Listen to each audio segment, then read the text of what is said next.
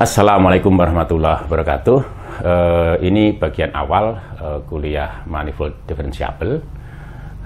Di dalam bagian ini kita akan mengetengahkan gambaran kasar ya tentang manifold differentiable dan perannya di dalam ilmu fisika. Ya, sebelum kita secara rinci teknis membicarakan differentiable dan beserta hal-hal yang lain yang terkait dengan manifold differentiable itu. Oke, saya akan mulai dengan ini ya. Jadi space ruang ya yang muncul di dalam formulasi fisika, teori-teori fisika ya. Itu merupakan suatu himpunan ya, adalah himpunan-himpunan yang dibekali ya dengan berbagai macam struktur gitu. Nah, untuk disebutkan misalnya yang pertama struktur topologis. Ya, ini misalnya adalah matriks, kemudian produk skalar, norm dan seterusnya gitu ya. Topologi misalnya ya. Nah, struktur topologis ini itu memungkinkan kita untuk bicara tentang barisan ya, konvergensi barisan lebih tepatnya ya. Kemudian kontinuitas dan sebagainya ya. Kemudian struktur yang kedua adalah differential structure atau struktur diferensial ya. Nah, keberadaan struktur diferensial ini pada ruang topologis yang kita miliki itu memungkinkan kita untuk dapat membicarakan kalkulus ya, kalkulus pada ruang topologis tersebut ya. Good. Yang ketiga adalah struktur geometris ya. Nah, misalnya adalah tensor, matriks, kemudian struktur symplectic ya, kemudian atau symplectic form gitu ya, kemudian koneksi dan seterusnya. Nah, ini memungkinkan kita untuk membicarakan geodesik, kelengkungan, torsi ya, juga persamaan gerak pada manifold differentiable itu pada ruang topologis itu. Nah, kemudian yang berikutnya ya, ini juga sering terjadi bahwa geometrical differentiable manifold yang disertai dengan struktur geometris itu juga memiliki struktur aljabar. Jadi misalnya struktur grup, struktur ruang vektor, struktur aljabar dan juga modul misalnya. Dan dengan itu kita bisa bicara tentang linearitas, kemudian simetri dan sebagainya. Good. Nah, manifold differentiable ya yang dibekali dengan struktur geometris dan mungkin juga memiliki struktur aljabar itu muncul di dalam berbagai cabang ilmu fisika ya. Jadi yang pertama misalnya relativitas umum atau perluasan dari relativitas umum Einstein itu. Dan juga teori gravitasi alternatif selain itu ya. Kemudian yang kedua misalnya adalah di mekanika geometrik ya, yang merupakan perluasan dari mekanika Lagrange ya dan mekanika Hamilton gitu. Nah, di situ manifold differentiable mewujud dalam ruang konfigurasi, kemudian juga ruang fase gitu ya. Nah, kemudian yang berikutnya teori medan Terah ya. Di sana kita membutuhkan fiber bundle ya, beberapa differentiable manifold yang dihubungkan dengan suatu pemetaan proyeksi dan juga nanti ada grup struktur dan sebagainya. Nah, kemudian vektor bundle ya, ini kalau orang ingin membicarakan interaksi ya antar medan partikel ya. Vektor bundle ini nanti berperan sebagai vektor bundle untuk medan partikel dan tentu saja koneksi ya, yang merupakan hal yang sangat penting sebagai perwujudan dari medan gauge itu. Good. Nah, secara umum ya, di dalam relativitas umum Einstein itu sebagaimana juga dalam formulasi teori-teori fisika yang lain, maka ada tren semacam ini, yakni bahwa terdapat tuntutan atau harapan bahwa suatu teori itu menggambarkan fenomena fisik secara lokal itu, karena di sana dibutuhkan misalnya adalah adanya penggambaran dinamika melalui persamaan diferensial tanpa kehilangan gambaran global ya, tanpa mendapat kehilangan gambaran global tentang fenomena fisik itu. ya, sifat global atau gambaran global tentang sifat fenomena fisik tersebut. Nah, secara umum ruang yang terlibat di dalam formulasi teori-teori fisika itu adalah suatu himpunan yang disertai dengan beberapa struktur. Ya, secara formal, ya, ruang-ruang tersebut itu bisa dituliskan sebagai quintuple. Ya, jadi M, tau, D, G, J, dan A gitu. Ya, dengan tau itu adalah suatu topologi, kemudian pada M, ya, D itu adalah struktur diferensial, pada M juga, lalu G itu adalah struktur geometris, serta A itu mungkin ya ada di situ juga untuk bicara simetri pada ruang topologis itu, pada sistem fisik itu adalah struktur aljabar gitu. Ya, oke, itu secara umum digambarkan semacam itu. Jadi ruang yang terlibat di dalam perumusan teori-teori fisika itu bisa dituliskan seperti ini, ya, sebagai quintuple. Ya, good. Nah, bagaimana ruang itu diperoleh gitu? Yang pertama adalah bahwa kita mempunyai suatu himpunan gitu. Kita mempunyai suatu himpunan. Jadi misalnya himpunan ini bisa saja himpunan event-event, peristiwa-peristiwa di dalam relativitas umum itu misalnya, atau titik-titik di dalam permukaan bola atau yang lainnya. Oke, nah kemudian himpunan itu ya kita bekali dengan suatu topologi. Sebenarnya topologi itu tersedia di M itu gitu ya. Jadi setiap himpunan akan menyediakan topologi yang bisa dipilih ya. Good. Nah, kemudian dari situ kita dapatkan ruang topologis gitu. Jadi suatu himpunan yang disertai dengan topologi ya, atau dibekali dengan topologi yang bisa dipilih dari himpunan itu disebut sebagai ruang topologis gitu. Nah, himpunan M tadi seperti saya katakan bisa saja merupakan himpunan yang beranggotakan semua titik di dalam ruang real itu ya, ruang kita ini berdimensi 3. Bisa juga himpunan yang beranggotakan semua titik ya pada permukaan bola. Bisa dimensi 1, 2, 3, 4, 5 dan seterusnya. Bisa juga himpunan yang beranggotakan semua events, semua peristiwa di dalam ruang waktu, dalam relativitas khusus maupun relativitas umum Einstein itu dan sebagainya ya.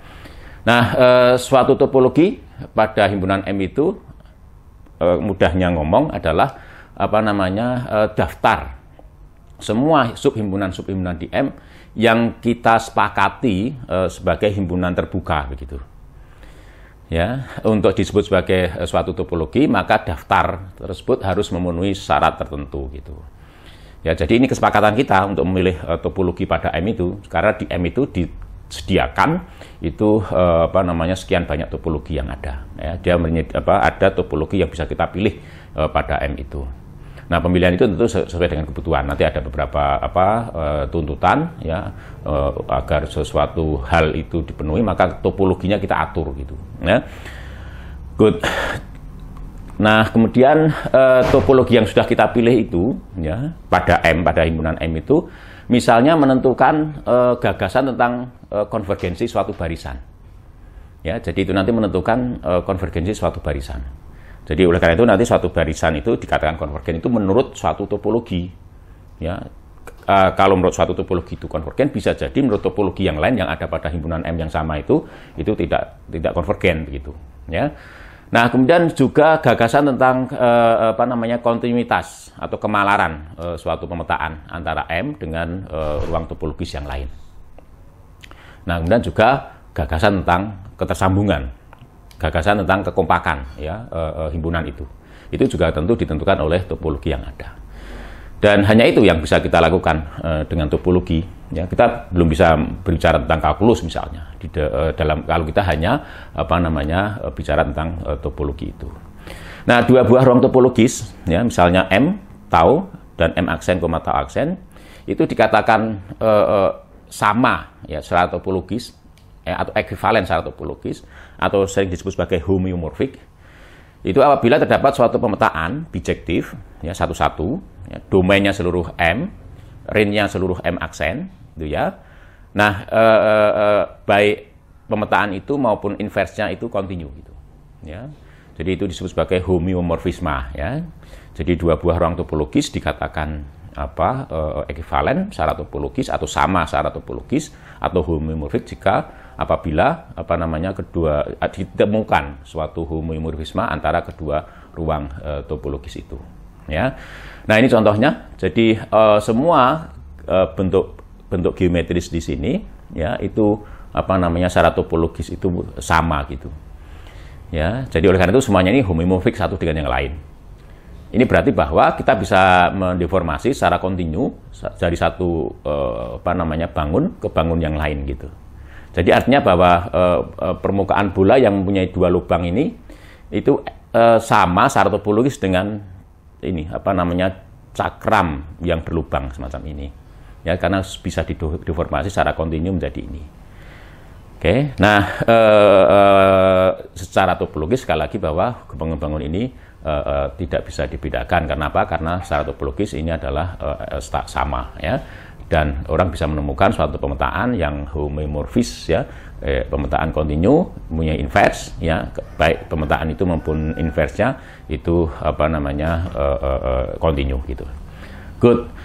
Nah, suatu ruang topologis, ya, kemudian bila dibekali dengan struktur diferensial, maka didapatkan differentiable manifold atau manifold differentiable atau keragaman manifold differentiable.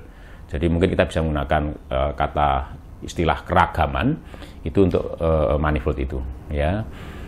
Oke, jadi artinya bahwa ruang topologis itu kita bisa memilih suatu struktur diferensial, sehingga kemudian ruang topologis itu kalau disertai dengan atau dibekali dengan struktur diferensial ini, itu kita dapatkan suatu manifold diferensiable. Jadi struktur diferensiable ini pun juga merupakan suatu kesepakatan gitu. Jadi struktur diferensial ini merupakan suatu kesepakatan mana yang akan kita gunakan untuk membekali ruang topologis itu, sehingga kita memiliki ruang atau manifold diferensiable yang kita tulis sebagai triple ini, M, tau, D.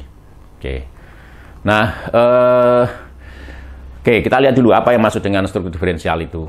Ya, suatu struktur diferensial, ya, adalah suatu atlas maksimal yang memuat seluruh sistem koordinat yang kompatibel satu dengan yang lain. Sedemikian sehingga domain dari sistem koordinat itu kalau digabungkan itu sama dengan ruang topologis M itu. Jadi dengan kata lain bahwa domain dari sistem koordinat itu mengcover seluruh M. Artinya tidak ada satu titik pun di M yang tidak berada di suatu koordinat domain dari sistem koordinat yang ada dalam atlas itu. Nah, atlas dikatakan maksimal ini karena atlas itu tidak dimuat oleh atlas yang lain. Ya, nanti kita tunjukkan ya dengan menggunakan Chorn lemma gitu bahwa untuk suatu ruang topologis kita bisa menemukan atlas maksimal itu. Ya. Good. Sedikit tentang sistem koordinat ya. Jadi misalnya ini ruang topologis M itu, ya. Kemudian suatu sistem koordinat adalah suatu pepasangan U, V. U adalah himpunan terbuka di ruang topologis M itu, ya. Kemudian V adalah pemetaan dari U ke R pangkat N.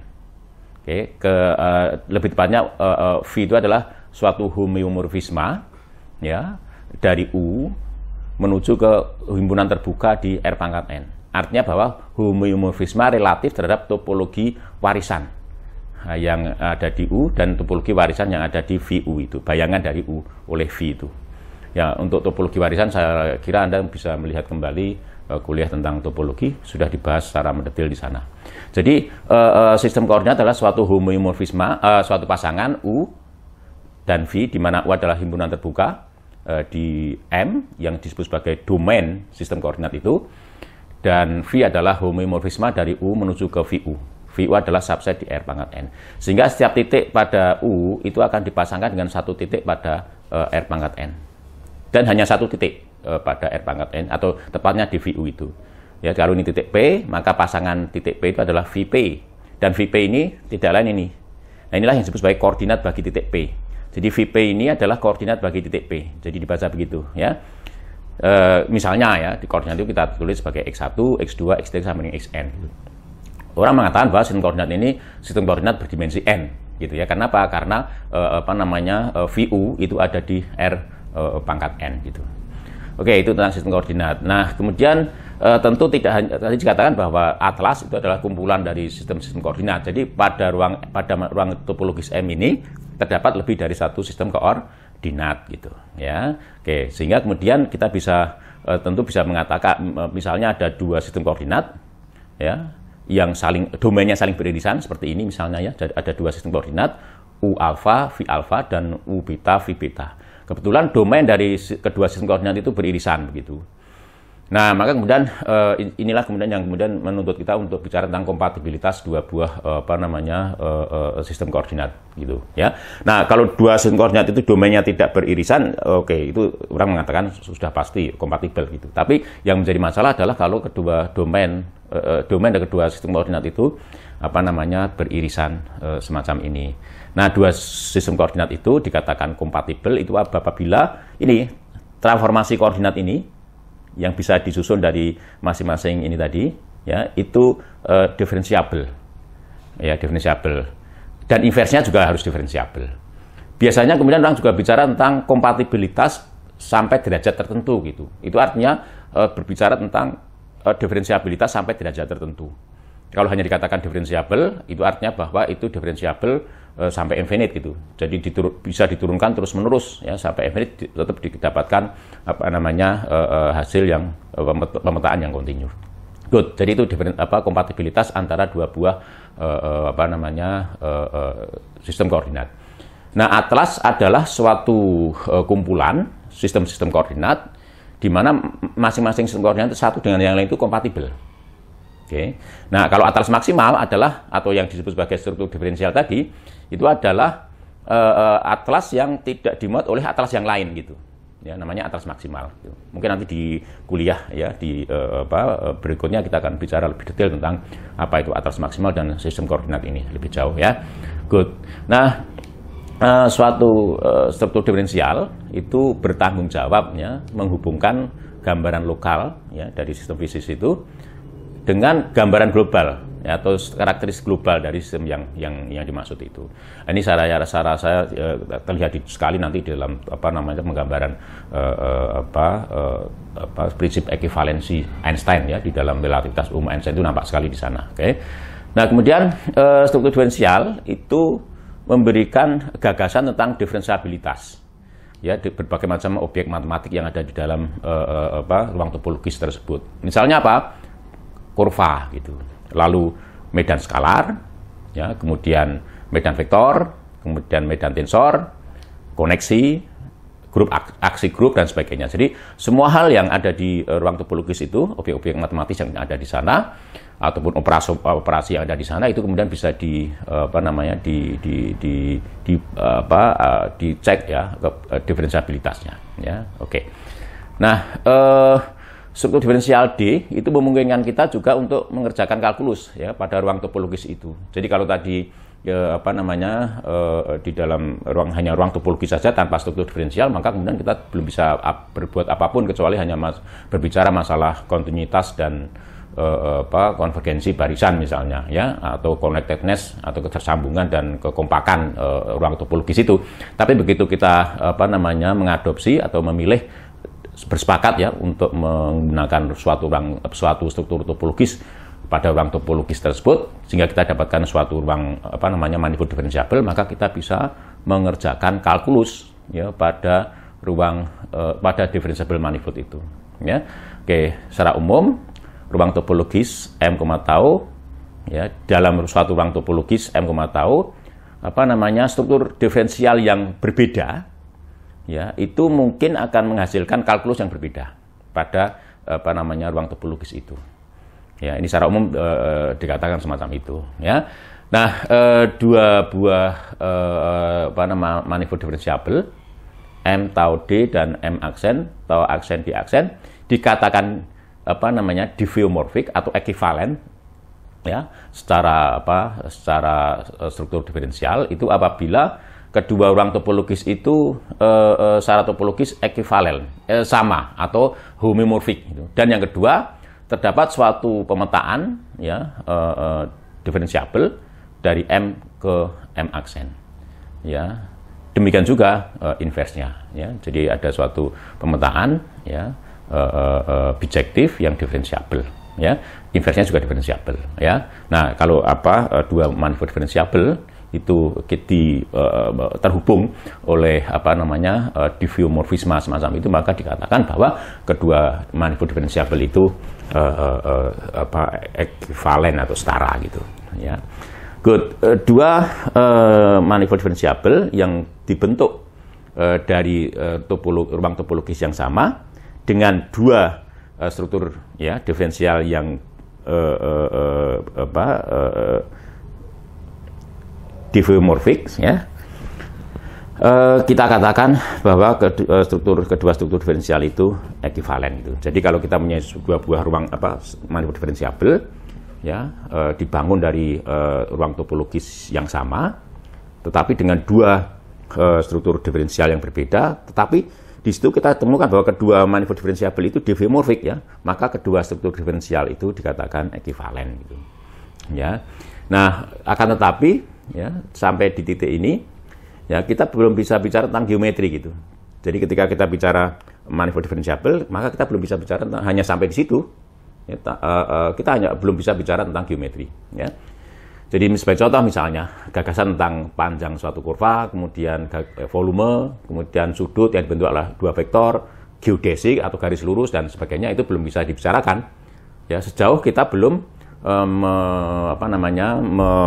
memperkenalkan atau memilih apa yang disebut sebagai struktur geometris itu. Ya, untuk bisa berbicara tentang geometri pada manifold diferensiabel itu, maka kita harus membekali manifold atau memilih untuk manifold diferensiabel itu suatu struktur geometris. Misalnya tensor matrix atau koneksi atau struktur simplektik dan sebagainya. Nah, ketika kita sudah memilih struktur geometri semacam itu, maka kemudian kita bisa membicarakan geometri, ya, berbicara tentang geometri gitu.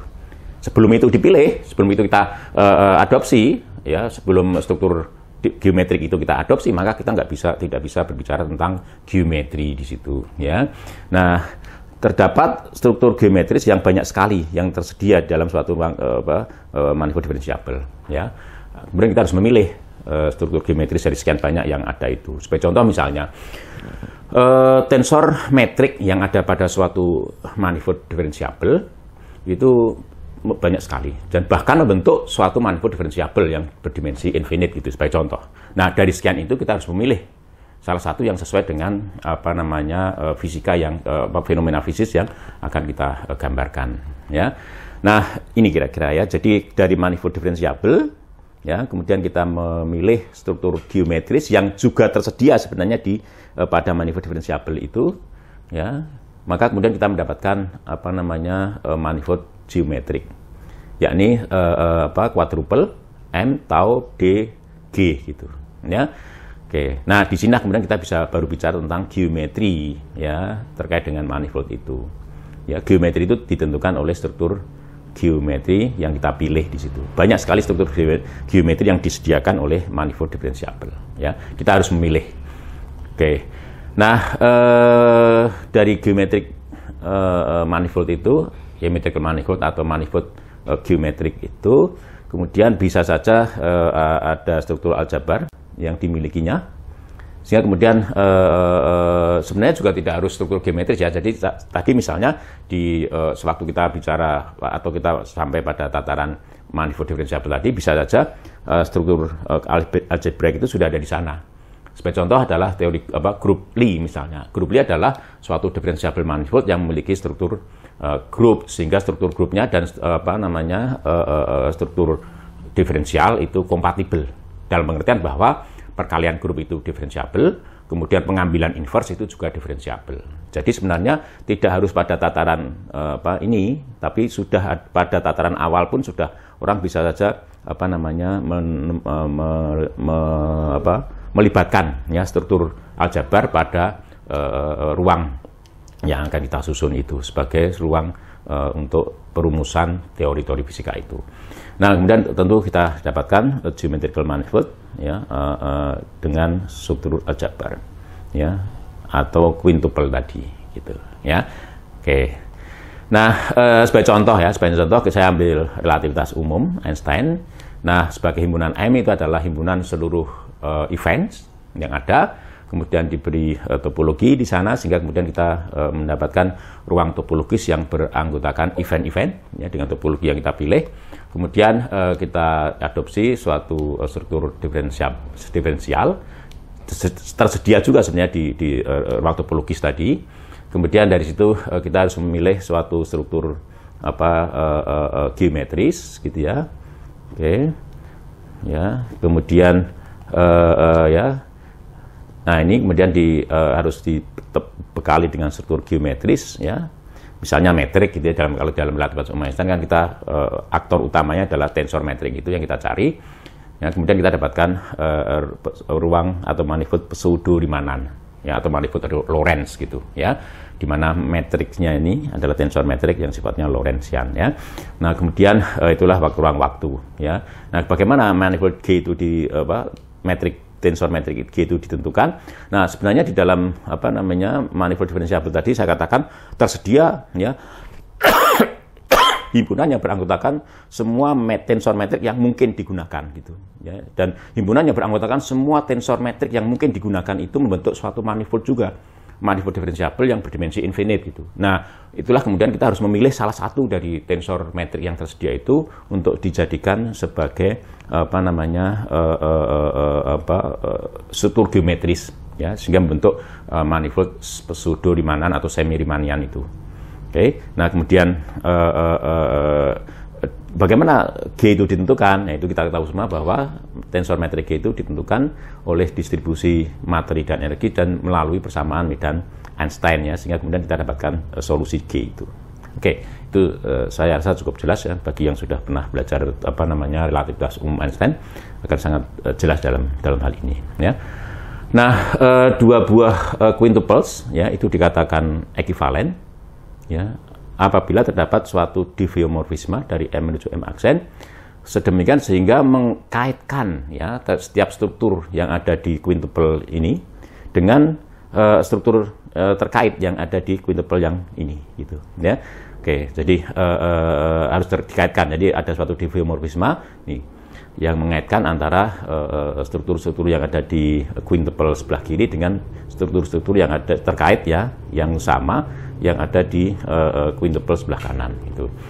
Nah, aturannya begini, dua buah quintuple itu yang ekivalen itu akan memberikan gambaran fisis yang sama. Oke. Nah, jadi orang sering mengatakan nanti bahwa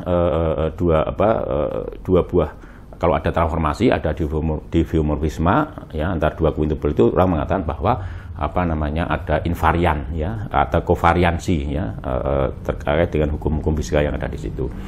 Nah, dua buah manifold diferensiabel yang tidak ekivalen ya secara diferensial tidak memberikan deskripsi fisika yang sama, meskipun dibangun pada manifold yang tersebut ya dibangun pada ruang topologis yang sama. Sekali lagi bahwa dua buah manifold diferensiabel yang tidak ekivalen ya secara diferensial, struktur diferensial itu tidak memberikan dua gambaran fisis yang sama ya, meskipun kedua manifold diferensiabel itu disusun, dikonstruksi dari ruang topologis yang sama gitu. Nah, jika suatu ruang topologis itu mengizinkan lebih dari satu struktur diferensiabel atau menyediakan lebih dari satu struktur diferensiabel yang tidak ekivalen ya satu dengan yang lain, maka kita akan memiliki ya lebih dari satu fisika ya, lebih tepatnya formulasi fisis ya di dalam ruang topologis tersebut. Karena masing-masing struktur diferensial yang tidak ekivalen satu dengan yang lain itu akan menghasilkan satu formulasi fisika ya, formulasi teori fisika yang berbeda satu dengan yang lain ya. Oleh karena itu kita akan memiliki lebih dari satu formulasi fisis di situ. Oke, seandainya div M itu merupakan himpunan yang beranggotakan semua struktur diferensial yang kita temukan pada M. Jadi di M itu akan ditemukan sekian banyak struktur diferensial. Nah, himpunan ini maksudnya adalah himpunan yang beranggotakan semua struktur diferensial yang disediakan oleh M itu. Nah, di dalam himpunan div M itu kita bisa mengkonstruksi suatu relasi ekivalen. D1, ya, struktur diferensial D1 dikatakan ekivalen dengan struktur diferensial D2 jika M D1 dan M D2 itu diffeomorphic, seperti yang saya katakan tadi. Ya. Artinya bahwa kita bisa menemukan suatu pemetaan bijektif yang diferensiabel antara M D1 ke M D2 dan ada inverse dari pemetaan itu juga diferensiabel gitu. Ya. Oke, maka kemudian suatu exoticism ruang topologis M itu kita tuliskan sebagai XM, itu kita definisikan sebagai himpunan yang beranggotakan semua kelas ekivalen di div M tadi, relatif terhadap relasi ekivalen yang kita definisikan satu. Jadi adanya relasi ekivalen ini lalu kemudian mengkotak-kotakkan ya struktur diferensial di div M itu. Setiap satu kotak, satu family, satu kelas itu berisi struktur-struktur diferensial yang ekivalen satu dengan yang lain gitu. Nah, himpunan yang beranggotakan semua kelas-kelas ekivalen itu kita sebut sebagai XM ini, ya. Kita sebut sebagai exoticism pada ruang topologis M itu, ya. Nah, andaikan ini D dan D aksen ini dua buah anggota XM tadi, ya. Jika D dan D aksen itu berbeda, maka kedua kelas itu akan menghasilkan kalkulus yang berbeda pada M. Akibatnya, karena menghasilkan kalkulus yang berbeda, akan menghasilkan gambaran atau formulasi fisis yang berbeda. Nah, pertanyaan tentang exoticism pada suatu ruang topologis itu ekivalen dengan pertanyaan tentang keberadaan suatu manifold diferensiabel M1 tau 1 D1 dan M2 tau D2 yang homeomorphic tetapi tidak diffeomorphic. Ya, oke. Nah, suatu struktur diferensial yang tidak ekivalen dengan struktur diferensial standar akan kita sebut sebagai struktur diferensial yang eksotik gitu. Nah, meskipun keberadaan struktur diferensial yang eksotik itu untuk beberapa ruang topologis itu sudah bisa dikonfirmasi, tetapi sebagian besar ya itu belum atau tidak bisa dikonstruksi secara eksplisit gitu. Ya. Seperti misalnya kita belum bisa mengkonstruksi atlas ya, maupun sistem koordinat di sana gitu. Meskipun kita sudah tahu bahwa pada suatu ruang topologis itu ada lebih dari satu struktur diferensial yang tidak ekivalen satu dengan yang lain gitu ya. Oleh karena itu ya sebagian besar konsekuensi yang serius ya dari pemilihan struktur diferensial yang eksotik itu pada perumusan ilmu fisika adalah hanya dipelajari secara tidak langsung ya, lebih jauh ya investigasi terkait dengan masalah itu hanya terbatas pada masalah sifat-sifat yang sifatnya global, seperti misalnya adalah masalah eksistensi dan keunikan. Ya, sebagai contoh misalnya orang bisa saja bicara tentang singularitas ruang waktu ya dikaitkan dengan exoticism itu ya.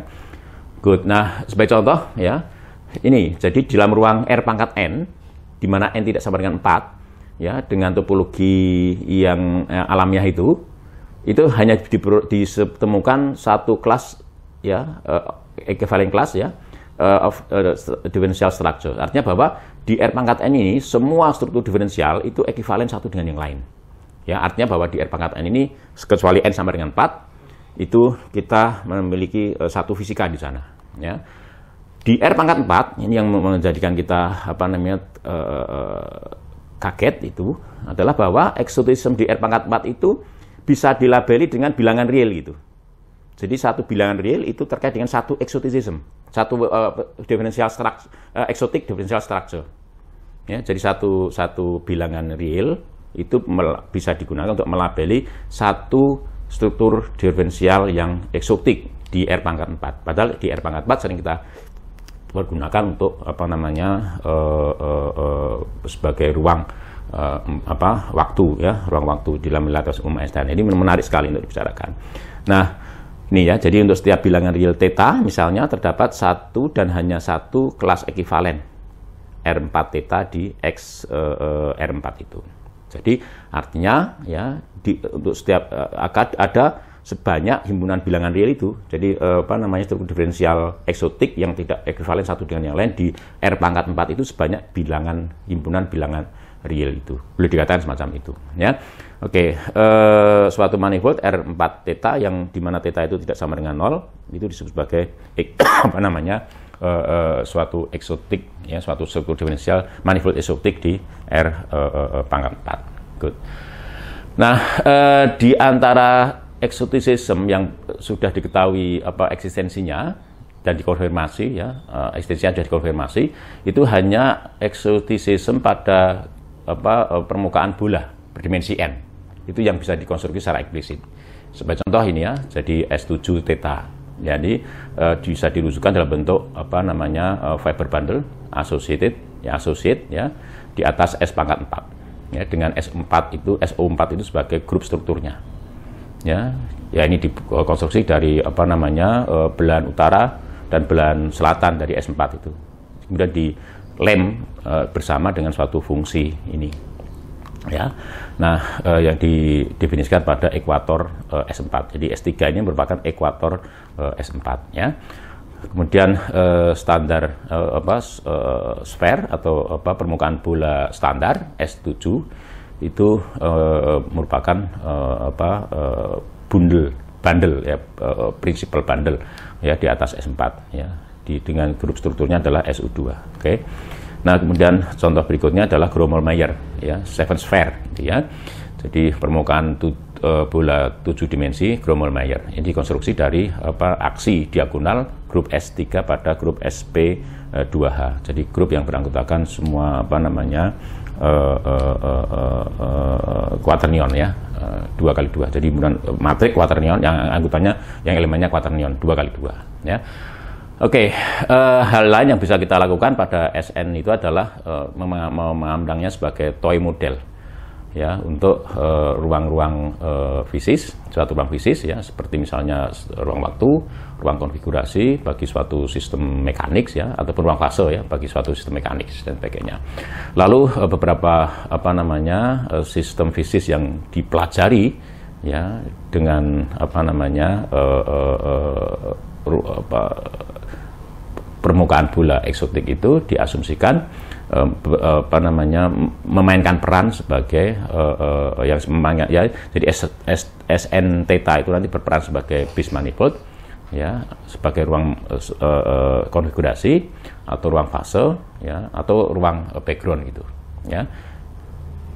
Oke, jadi caranya semacam itu. Kemudian the result of studies, hasil dari investigasi semacam itu kemudian dibandingkan dengan hasil studi, ya, pada standar sphere SN. Oke. Nah, kemudian perbedaan, ya, antara keduanya kemudian itu bisa memberikan gambaran, ya, umum bagi kita kalau kemudian diterapkan untuk sembarang manifold yang eksotik gitu. Nah, itu pengantar untuk teori manifold diferensial. Insya Allah kita lanjutkan di bagian berikutnya, ya. Terima kasih. Assalamualaikum warahmatullahi wabarakatuh.